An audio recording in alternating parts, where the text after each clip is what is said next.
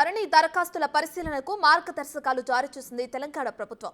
ఈ మేరకు సీసీఎల్ఏ కలెక్టర్లకు గైడ్లైన్స్ జారీ చేసింది. మార్చి 1 నుంచి 9 వరకు రాష్ట్ర వ్యాప్తంగా సదస్సులు నిర్వహించాలని నిర్ణయించింది. అయితే ఈ నెల 24న ధరణిపై సీఎం చేసిన సమీక్షలో ధరణి దరఖాస్తులను వెంటనే క్లియర్ చేయాలని ఆదేశించారు.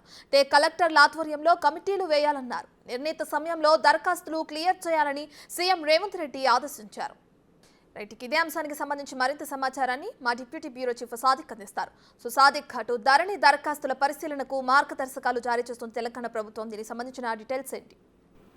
రత్న, 2 లక్షల పైచిలకు వరకు ధరణి సమస్యలపైన వివిధ అప్లికేషన్స్ వచ్చాయి. ప్రభుత్వం దగ్గర పెండింగ్ లో ఉన్నాయి. గత ప్రభుత్వం ధరణి పోర్టల్ తీసుకొచ్చిన తర్వాత అనేకమైనటువంటి సమస్యలపైన రైతుల దగ్గర నుంచి కానీ భూ యజమానుల దగ్గర నుంచి కూడా చాలా అప్లికేషన్ వస్తాయి. అవన్నీ కూడా 2 లక్షల పైగా ఉన్నాయి. వాటిని సత్వరం వాటిని పరిష్కరించినప్పుడే ఆ తర్వాత కొత్త తరహా సంబంధించినటువంటి విధానానికి ముందుకెళ్లే లక్ష్యంగా ప్రభుత్వం అయితే చర్యలు చేపట్టింది. ధరలో ఉన్న సమస్యలన్నింటినీ రెక్టిఫై చేస్తూ భూమాత అనే యాప్ కొత్తగా తీసుకొస్తున్న ధరలో ఈ 2 లక్షల పైచిలకు ఉన్నటువంటి అప్లికేషన్ సాధ్యమైనంత త్వరగా వాటిని పరిష్కరించాలని కూడా అధికారులకు ముఖ్యమంత్రి రేవంత్ రెడ్డి ఆదేశాలు జారీ చేయడం జరిగింది. అందులో భాగంగానే మార్చి 1 నుండి 6 రోజుల పాటు ఈ యొక్క ధరణి సమస్యల పరిష్కారం కోసం సదస్సులు నిర్వహించాలని కూడా ప్రభుత్వం నిర్ణయించింది. ఆ తర్వాత జరిగినటువంటి పరిణామాలన్నిటిపైన మనం చూస్తున్నాం. తహసీల్దార్లు, ఆర్డీఓ, అడిషనల్ కలెక్టర్లు, జిల్లా కలెక్టర్ వాళ్ళ యొక్క సమక్షంలో ఆ కమిటీలు ఏర్పాటు చేస్తే ఆ కమిటీలు పూర్తి స్థాయిలో కూడా ఈ ధరణి సమస్యలపై వచ్చినట్టు అప్లికేషన్ అన్నిటి కూడా క్లియరెన్స్ చేయాలని కూడా నిర్ణయించడం జరిగింది. ధర్నా అడ్డం పెట్టుకుని ఆక్రమించిన ప్రభుత్వ భూముల విషయంలో కూడా కఠినంగా వ్యవహరించాలని కూడా ప్రభుత్వం ఆదేశాలు జారీ చేసింది. చాలా మటుకు ధరణి సంబంధించిన అంశాల్లో ఆధార్ కార్డుతో మిస్సింగ్ అనే పేర్లు, అదే రైతుల పేర్లు తప్పుగా ఉండడం, అదేవిధంగా భూమి కొనుగోలు చేసిన వారి యొక్క పేర్లపైన రిజిస్ట్రేషన్ కాకపోవడం, రిజిస్ట్రేషన్ ఒక రకంగా, అదేవిధంగా రెవెన్యూ రికార్డులు మరో రకంగా ఉన్నటువంటి అది, అదేవిధంగా ఫోటో మిస్ మ్యాచింగ్ సంబంధించిన అనేకమైన సత్వర పరిష్కారం చేయాల్సిన అవసరం కూడా ఉంటున్న నేపథ్యంలోనే వీటన్నిటిపైన చిన్న చిన్న సమస్యల పాటు కొత్త భూ సమస్యల పైన కూడా ఉన్న నేపథ్యంలో ఈ పూర్తి స్థాయిలో కూడా ఈ మార్చి 1 నుండి 6 రోజుల పాటు కూడా పరిష్కరించిన తర్వాత ఒక కొత్త పోర్టల్ తీసుకొచ్చే లక్ష్యంగా ఇప్పటికే ధరణి కమిటీ చాలా అంశాలపైన కూడా సూచనలు కూడా చేసింది. ముఖ్యమంత్రి రేవంత్ రెడ్డి కూడా ఒక మధ్యంతర నివేదిక ఇచ్చింది. సో ఆయన కూడా పూర్తి స్థాయిలో సెక్యులేట్ చేసి దీన్ని కొత్త పాస్బుక్ లో ఉన్నటువంటి కరెక్షన్ చేయడం కానీ, లేకపోతే పాస్బుక్ లో పేర్లు మిస్ అవ్వడం కానీ, లేకపోతే స్పెల్లింగ్ మిస్టేక్స్ కానీ, ఫోటో మిస్ మ్యాచింగ్ కానీ వీటిని కూడా రెక్టిఫై చేసిన తర్వాత కొత్త సంబంధించినటువంటి భూమత యాప్ తీసుకొచ్చేందుకు రంగం సిద్ధం చేస్తుంది. అందులో భాగంగానే ఈ యొక్క మార్చి 1 నుంచి వెళ్ళి 6 రోజుల పాటు జరగబోయేటువంటి ధరణి అప్లికేషన్ సమస్యల పరిష్కారం కోసం కమిటీలు వేరబోతున్నాయి. సో ప్రజలు కానీ భూ సంబంధించినటువంటి వివాదాలు ఉన్న అందరూ కూడా వెంటనే పరిష్కరించుకోవాలని కూడా అధికారులు అయితే ప్రజలకైతే సూచనలు జారీ చేస్తున్నారు.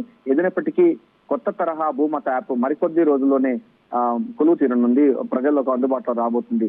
100 సంవత్సరాల పాటు కూడా భూ సమస్యలు ఎక్కడ కూడా కలగకుండా యొక్క కొత్త యాప్ తీసుకోవడానికి ప్రభుత్వం రంగం సిద్ధం చేస్తుంది. రత్న, రైట్ సాదిక్, అయితే గత ప్రభుత్వం అతి త్వరగా చేపట్టిన భూ సర్వేల కారణంగానే భూ సమస్యలు ఎక్కువగా వచ్చాయని కూడా ఇప్పుడు మొన్న జరిగిన కమిటీలో కూడా నివేదిక ఇవ్వడం అయితే సీఎంకి మనం చూస్తూనే ఉన్నాం. అయితే ఇప్పుడు మీరు చెప్తున్నట్టు ఈ యాప్ ద్వారా ఎలాంటి చర్యలు తీసుకొని ఉన్నారు అధికారులు? అంటే ఈ యాప్ ద్వారా పూర్తిగా అవగాహన రానుందా అటు రైతుల్లో కూడా? భూ సమస్యలకు సంబంధించి ఏ చిన్న సమస్య వచ్చినా యాప్ ద్వారా అన్ని క్లియర్ అవుతాయి అంటారా? రత్న, దీంట్లో ప్రస్తుతం ధరణిలో ఉన్నటువంటి దాంట్లో 35 మాడ్యూల్స్ లో అనేక లోపాలు ఉన్నాయని కూడా ధరణి పైన వేసినట్టు కమిటీ అభిప్రాయపడింది. అది సీఎం రేవంత్ రెడ్డి కూడా చెప్పడం జరిగింది. గత ప్రభుత్వం కేసీఆర్ ఉన్నప్పుడు అనేకమైనటువంటి సమస్యలు ఉండేది. వాళ్ళు కూడా ఆధారబాధరగా ఈ యొక్క ధరణి యాప్ తీసుకురావడం, అదేవిధంగా ROR చట్టం 2020 తీసుకురావడం, సరైన గైడెన్స్ లేకపోవడం, ఒక సమస్య వస్తే ఎవరికి చెప్పుకోవాలో తెలియని పరిస్థితి, తెలిసినా కూడా అది డైరెక్ట్ గా ట్రిబ్యునల్స్ కి వెళ్ళడం, కోర్టు పరిధిలోకి వెళ్ళడం, ఇలాంటి అనేక సమస్యలు ఉత్పన్నమై అదేవిధంగా పార్ట్ బి సంబంధించినటువంటి వ్యవహారం పైన భూముల యొక్క నిషిద్ధ ప్రాంతాలకు సంబంధించినటువంటి జాబితాలో వెళ్ళడం వల్ల ఆ యొక్క సర్వే నంబర్ తో ఉన్నట్టయితే ఆ సర్వే నంబర్ లో ఉన్నటువంటి అనేక భూములు కూడా వివాదాస్పదమయ్యాయి. సో వీటన్నిటి కూడా పరిష్కరించాల్సిన బాధ్యత కూడా ఉంటుంది. గత ప్రభుత్వం ఆధారబాధగా తీసుకొచ్చినటువంటి ROR 2020 కానీ, లేకపోతే ధరణి పోర్టల్ వల్ల అనేక సమస్యలు వచ్చాయి. 35 మాడ్యూల్లో అనేక తప్పుదలు ఉన్నాయని కూడా గుర్తించిన కమిటీ అవన్నీ మళ్ళీ పునరావృతం కాకుండా శాస్త్ర సాంకేతిక పరిజ్ఞానాన్ని అందిపుచ్చుకొని ఆ తరహా సంబంధించినటువంటి కొత్త విధానానికి తీసుకొచ్చే లక్ష్యంగా మాత్రం ప్రభుత్వం అయితే చర్య చేపట్టింది. భూమత యాప్ తీసుకొచ్చిన తర్వాత 100 సంవత్సరాల వరకు కూడా భూ కొనుగోలుదారులు కానీ, అమ్మకందారులు కానీ, భూ యజమానులు కానీ ఎటువంటి సమస్యలు రాకుండా, అదేవిధంగా చిన్న చిన్న సమస్యలు వచ్చినా కూడా అదే తహసీల్దార్ పరిధిలో కానీ, ఆర్డీఓ పరిధిలో కానీ, లేకుంటే జాయింట్ కలెక్టర్ పరిధిలో పరిష్కరించుకునే విధంగా కోర్టు కేసుకు వెళ్లకుండా, అదేవిధంగా సీసీఎల్ఏకి రాకుండా కట్టుదిట్టమైనటువంటి వ్యవస్థను నిర్మించే విధంగా ధరణి కమిటీ అయితే కొన్ని ప్రపోజల్ చేసింది.